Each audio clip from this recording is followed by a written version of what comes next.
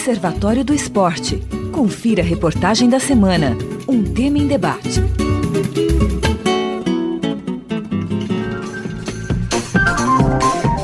No dia 1 de novembro de 2016, a CBF anunciou a ex-jogadora de futebol Emily Lima como a nova comandante da Seleção Brasileira Feminina de Futebol. Emily atuou profissionalmente como jogadora até o ano de 2009.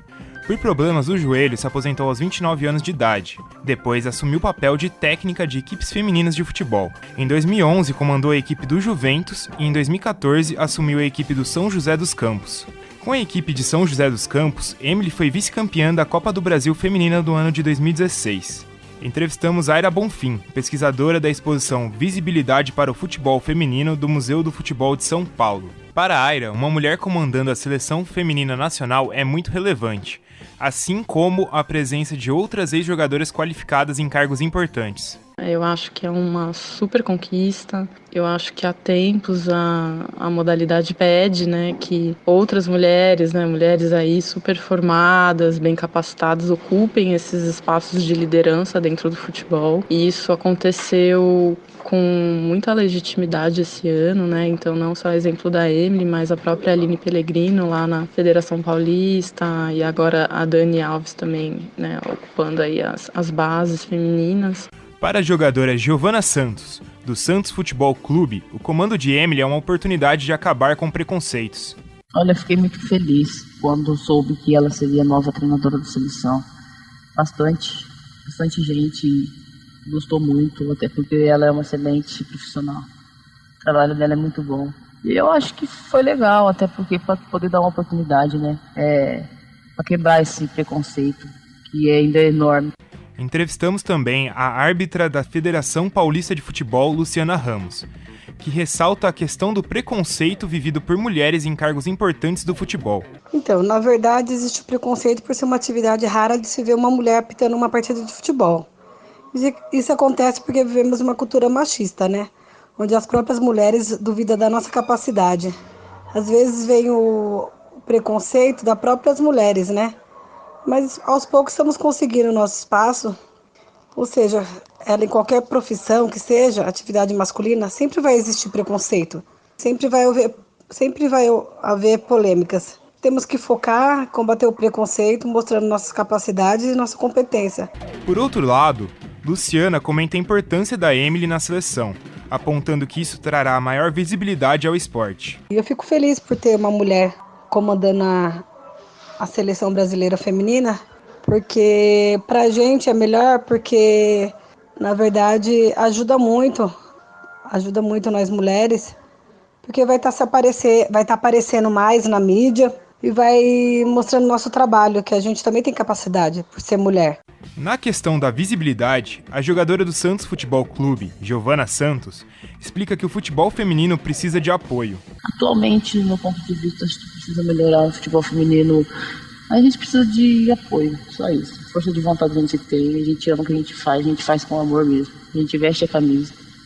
E eu acho que a gente precisa mais de apoio, visibilidade. Essa é a palavra, visibilidade. Outra entrevistada foi a jogadora Luíse Neri, atacante do time São José. Luíse destaca que, por falta de investimento e estrutura, muitas mulheres com talento são forçadas a desistir do esporte. Eu acho que uma jogadora de futebol, ela enfrenta muitas dificuldades quando joga no Brasil, por N fatores. Preconceito, obviamente, mas acho que estrutura, muitas jogadoras às vezes se lesionam, não tem como fazer cirurgia e os clubes não oferecem isso, nem todos os clubes conseguem pagar um salário, então muitas jogadoras de talento às vezes têm que abandonar a carreira, preconceito às vezes dentro de casa, então não tem o apoio da família para continuar a buscar um sonho. As jogadoras que têm que trabalhar e têm que treinar, então não conseguem estar 100% focada dentro de campo. Ainda sobre preconceito, visibilidade e apoio, Rafael Alves, criador do site Planeta Futebol Feminino, ressalta o empoderamento das mulheres em conquistar seu espaço. Infelizmente existe, sim, ainda existe. Lógico, diminui um pouco, mas ainda é muito grande esse preconceito, essa associação que fazem da mulher com o futebol. Isso em todas as áreas dentro do futebol e até do esporte também. Então é a mulher que joga, é a mulher que vai para a arquibancada assistir jogo, é a mulher que trabalha como comentarista e a mulher que trabalha como repórter, enfim, todas elas, de certo modo, sofrem esse tipo de preconceito quando falam alguma coisa que não agrada a quem escuta, enfim. E a tendência dos homens serem muito mais agressivos nas palavras com elas é maior. No entanto, eu vejo que o próprio empoderamento que essas mulheres têm, admitir cada vez mais, que se encorajarem cada vez mais, né, faz com que o pessoal meio que engula seco, assim. Então, eu acho que se o preconceito diminuir um pouco, acho que é muito por causa delas mesmo. Além disso, Rafael comenta que a cobertura feita pela mídia tem aumentado e que muitas pessoas têm se interessado pelo futebol feminino. Uma coisa que certamente a gente reparou é que de 2015 para cá, assim, melhorou um pouco esse esquema de cobertura, sobretudo na internet. A gente vê mais páginas, né, mais gente querendo falar, muitos estudantes fazendo muitos trabalhos sobre futebol feminino. Ano passado, esse ano, eu participei de um monte desses trabalhos de TCC. Para Aira Bonfim, pesquisadora do Museu do Futebol, as redes sociais ajudaram as mulheres em um processo de disputa pelo futebol. Esses preconceitos hoje eles estão de alguma forma sendo mais dialogados e trazidos à tona e pensados e, enfim, a mulher tem cada vez mais ocupado esse espaço também de fala sobre o futebol, né? Então, não só de jogar, acho que a mulher está lá desde a década de 20 jogando futebol e pouco se fala a respeito disso, né? Então, acho que as redes sociais, a internet deram um espaço de disputa dessa mulher que gosta de futebol. Durante as Olimpíadas que aconteceram na cidade do Rio de Janeiro em agosto deste ano, a mobilização dos torcedores na internet rendeu grande apoio para a seleção brasileira feminina. A equipe, apesar do bom desempenho, acabou sendo eliminada da competição. Porém, a árbitra Luciana comenta que mesmo com a derrota, as mulheres mostraram concentração e capacidade. Eu acredito que nas Olimpíadas as mulheres foram muito bem, né? Mostrou aí que não é só os homens, né, que têm capacidade de chegar numa final, de ser campeão. E as mulheres eu acho que é mais concentrada do que os próprios homens. E elas demonstraram aí até onde elas chegaram, né, com garra, com determinação. Infelizmente não conseguimos o título, mas elas foram muito competentes. Não deixaram a desejar. Infelizmente o futebol é assim, é uma caixinha de surpresa. Nem sempre o melhor vence em campo, né? Muito bem, vamos aos tradicionais agradecimentos depois da locução do Heitor Facini, agradecendo ao Rafael Alves, criador do site Planeta Futebol Feminino, a Giovana Santos, atleta do Santos, Luciana Ramos, árbitra da Federação Paulista de Futebol, Aira Bonfim e Luiz Neri, atacante do Clube São José. Conosco agora para falar sobre este assunto, temos as presenças da Camila Gabriele, do André Magalhães e também da Gabriela Brizotti. Começo justamente com a Gabriela. O que você achou do tema? Você que participou aí desta matéria, né, da produção. Fala um pouquinho das suas impressões. Um abraço para você, Gabriela. Um abraço para você, Guilherme. Abraço, amigos da mesa. Abraço, ouvintes. Bom, primeiramente eu achei uma grande conquista a técnica feminina, no caso, porque depois de 103 anos, mais ou menos, de que o futebol feminino é praticado no Brasil, primeira vez que tem uma técnica mulher, então acho que foi uma grande conquista mesmo, porque agora a gente pode ver se vão mudar um pouco essa ideia de atribuir o sucesso ao técnico. Por exemplo, quando o técnico antigamente era o Vadão, se as mulheres perdiam ou ganhavam, eles atribuíam o sucesso ao técnico. Por exemplo, elas foram bem porque o Vadão foi bem. Elas foram mal porque o Vadão sempre atribuíam muito mais o sucesso a ele do que as próprias jogadoras. E agora a gente pode ver se com a Emily no cargo, se vão atribuir mais o sucesso também às jogadoras, a ela, vão equiparar isso, entendeu? Perfeito. André, pode falar também a respeito do assunto? Olá, Guilherme. Olá, amigos da mesa. Olá, ouvintes. Um negócio que eu achei bem curioso da primeira fala da Aira, a pesquisadora, é que ela comenta sobre 3 pessoas. A Emily, a Aline Pellegrino e a Daniela Alves. Essas 3, elas são ex-jogadoras e agora têm cargos importantes. A Aline, por exemplo, é a coordenadora de futebol feminino na FPF, Federação Paulista de Futebol. E a Daniela Alves, ela, se eu não me engano, ela é assistente técnica do Sub-20, da categoria de base da Seleção Brasileira de Futebol Feminino. Eu acho muito importante essas escolhas muito importantes, até pelo fato de que, como elas são ex-jogadoras e jogaram mais ou menos no período ali entre 2005 e 2010, que era um período que o futebol feminino engatinhava muito no Brasil, apesar de ter jogadores de muita qualidade, como, por exemplo, a Marta no seu ápice, essas jogadoras elas têm a vivência do futebol feminino. Então, como elas agora ocupam cargos importantes, é um passo essencial para a evolução, para ter novos caminhos mesmo da modalidade no Brasil, que ainda enfrenta, claro, preconceito, enfrenta muita falta de apoio, mas eu acredito que essas pessoas tenham a competência para iniciar mudanças no esporte. Legal, quero ouvir também a opinião da Camila Gabriele. Gostou da indicação aí da nova treinadora da seleção feminina de futebol? Um abraço para você, Camila. Um abraço a todos. Então, em relação a Emily ser a nova técnica da seleção brasileira, foi algo bastante positivo. Inclusive, algo que a gente notou como unanimidade em todas as pessoas que a gente entrevistou foi que elas consideraram como um avanço mesmo pro futebol feminino, pro esporte. E, enfim, algo bastante positivo. Legal. Tuca, queria que você falasse também, evidentemente, um pouco dessa nova fase da seleção brasileira de futebol e com a escolha agora de uma treinadora. Te agrada? Não, claro, eu não vejo problema, né? Eu acho que, por exemplo, nos esportes considerados femininos, né, se é que existe isso, mas vamos pensar assim, algumas modalidades que só existem no âmbito feminino. O nado sincronizado, né, embora já tenha se iniciado hoje a possibilidade de competição mista, né, já existem as técnicas, né, então acho que não tem que ficar restrito a isso. Eu acho que a pessoa estando preparada, não importa o gênero, eu acho que a pessoa estando capacitada, é lógico que a gente precisa incentivar esse tipo para abrir o espaço e para que essas pessoas sirvam de exemplo para que se crie esse costume, essa cultura. Vou ser mais prático dando exemplo. A gente lembra que quando o Guga estava em evidência, né, aumentou o número de praticantes de tênis no Brasil. Então, por exemplo, quando a Daiane Santos se despontou como atleta da ginástica artística, ela criou uma nova geração de atletas que se espelhavam nela para poder praticar. Né? Então, acho super positivo, além da competência da técnica, é criar essa possibilidade de falar, nossa, existe esse espaço, a gente pode ocupar, né, e servir de exemplo. Porque, gera essa curiosidade por parte de muita gente. Porque às vezes muita gente pode desistir. Né? Como foi dito aqui, mas eu não vou conseguir, não tem espaço, é o universo masculino, é muito difícil. E nesse caminho muita gente se perde. Eu vou dar um exemplo. Quando a Daiane, a própria Hipólito, elas despontaram, eu conversei com a minha mãe e falei, vou fazer também ginástica.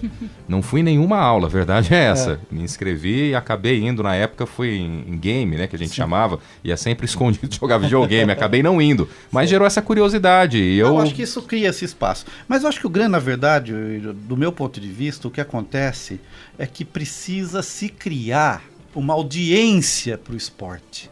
Porque já tem o problema do preconceito, que é notório, a gente sabe. Eu até discuti numa palestra hoje, né? Nos Estados Unidos é comum um pai levar uma filha para treinar futebol.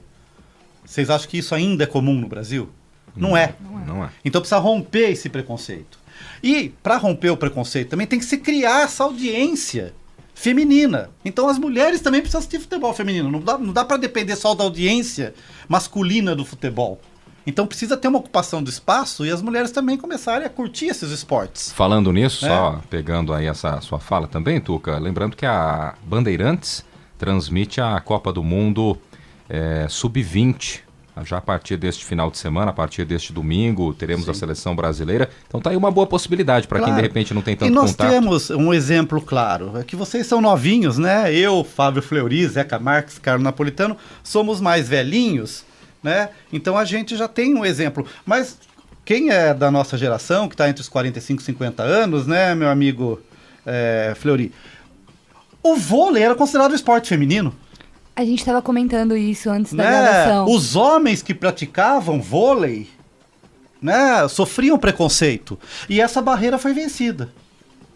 Né? Hoje já não é. Entendeu? Mas eu comecei a jogar vôlei nos anos 80, era preconceito, que vocês não tinham noção. Né? E a questão não é uma questão de gênero, é a questão do esporte.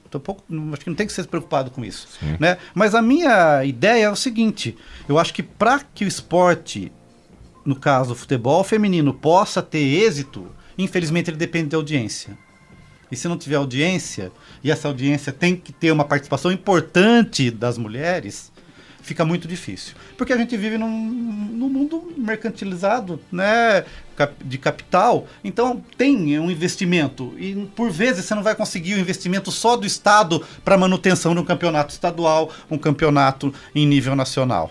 Só completando o que você falou da audiência, durante as Olimpíadas, que teve aquela popularidade enorme do futebol feminino no Brasil, começaram a se questionar por que os principais canais de televisão não transmitiam os campeonatos femininos nacionais. E, se eu não me engano, o Sport TV e outros falaram que eles pararam de transmitir porque não tinha audiência, de fato. Então, mas a reprise de um jogo antigo, quer dizer, tem uma coisa aí que, na verdade, essas emissoras não querem investir onde não é certeza. Sim. Né? Elas querem transmitir aquilo que já está estruturado, que já está garantido, que vai ter retorno. Então demanda investimento. Nós já discutimos aqui várias vezes o que o falecido Luciano do Vale fez para várias modalidades brasileiras. Né? Ele acreditou e colocou a sinuca na televisão. Se eu contar para você falar hoje, mas a sinuca vai dar audiência na televisão. Nos anos 80 deu. Né? Porque foi induzido, ele acreditou e apoiou o esporte. Né? Então falta um pouco disso, primeiro de se criar uma audiência e ter também o apoio dessas emissoras. Então nós já comentamos aqui hoje, por exemplo, o excesso de oferta de grade de programação. Não falta espaço. Então vai falar para mim que não tem espaço na grade da TV a cabo que seja para transmitir futebol. Qualquer modalidade, não vou nem falar do futebol feminino. Pode ser bolinha de gude, tem espaço para transmitir isso. Tem espaço para transmitir partida de videogame, porque não vai ter espaço para transmitir futebol feminino. Né? Então acho que cai um pouco também da própria participação, né, dessas audiências. Então acho que um esforço que deveria ser feito é vencer também, não sei se eu posso chamar de, não vou chamar de preconceito, talvez seja forte, mas o receio, né, das mulheres de participar de uma audiência do futebol feminino, porque elas participam mais da audiência do futebol masculino, se for analisado, como a própria audiência do futebol feminino.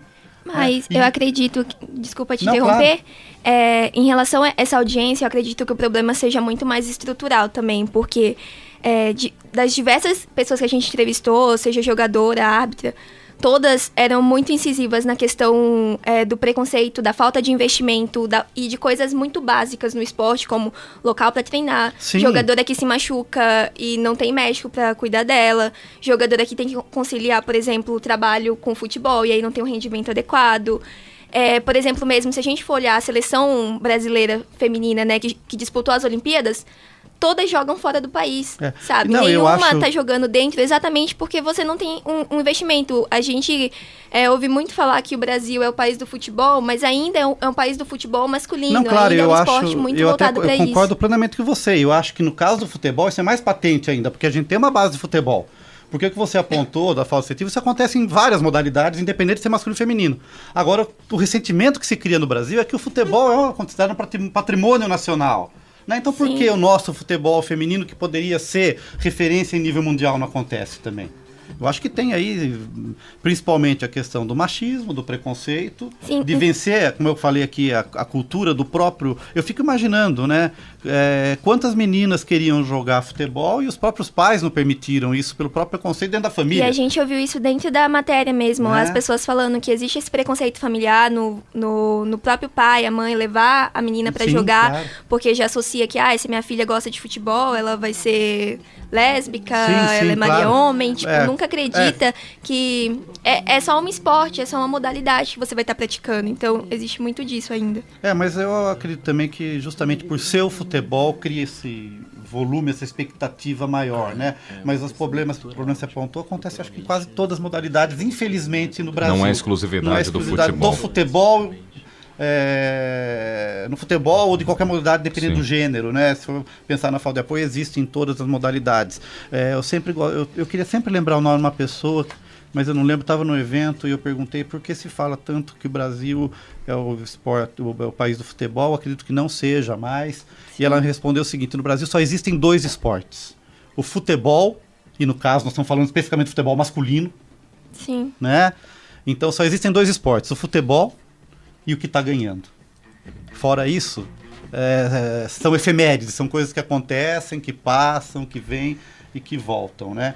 Eu acho que é uma discussão que está longe de se acabar. A gente participa aí de vários debates, encontros, né? Mas eu acho que um belo começo, eu não gosto muito da palavra empoderamento, eu gosto de ocupar espaço.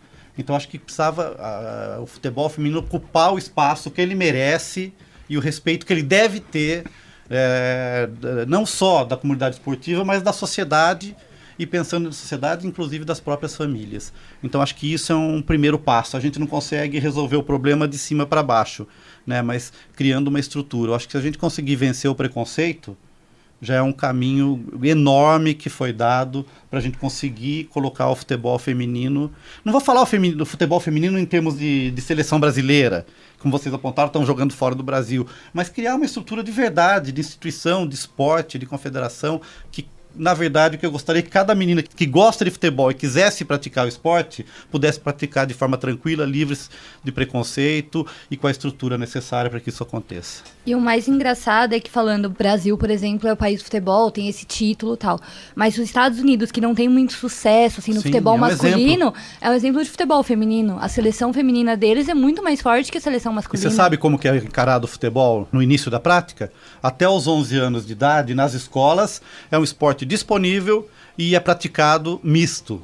Não tem diferença, não existe modalidade feminina ou masculina até os 11, 12 anos. E, inclusive, é muito comum ter meninas que jogam muito melhor que os meninos até essa faixa etária. Porque elas têm, vocês sabem disso, têm um desenvolvimento físico mais adiantado, vocês evoluem fisicamente mais rápido, né? E até os 11 anos, muitas meninas é que driblam os meninos nos Estados Unidos. Então tá aí um exemplo, né? Se você joga prática mista, na verdade você já mata ali o preconceito de ser um esporte de menino ou menina, né? E na verdade o que a gente tem é uma separação em certo momento da vida de uma prática esportiva entre masculino e feminino por características biológicas, né? A gente já discutiu aqui, por exemplo, por que não se criar o basquete, como é no vôlei, com um aro menor, para que todos os jogadores com 1,80 possam enterrar. Uma adaptação que seria extremamente bem-vinda. Né? Como em algumas categorias tem divisão por peso, tal. No vôlei, por exemplo, já tem, né? Aquelas duplas mistas de praia. Né? Então acho que quando você cria uma estrutura inicial mista, você quebra um pouco ali o preconceito de separar o que é esporte masculino, o que é esporte feminino, porque na verdade o que existe para mim, no fundo, é esporte. Legal, e você ouvinte do programa que acessa as redes sociais, curta nossa página no Facebook, o endereço é o www.facebook.com/Observatório do Esporte. Acesse também o blog do nosso programa, o endereço www.observatoriodoesporteunesp.blogspot.com.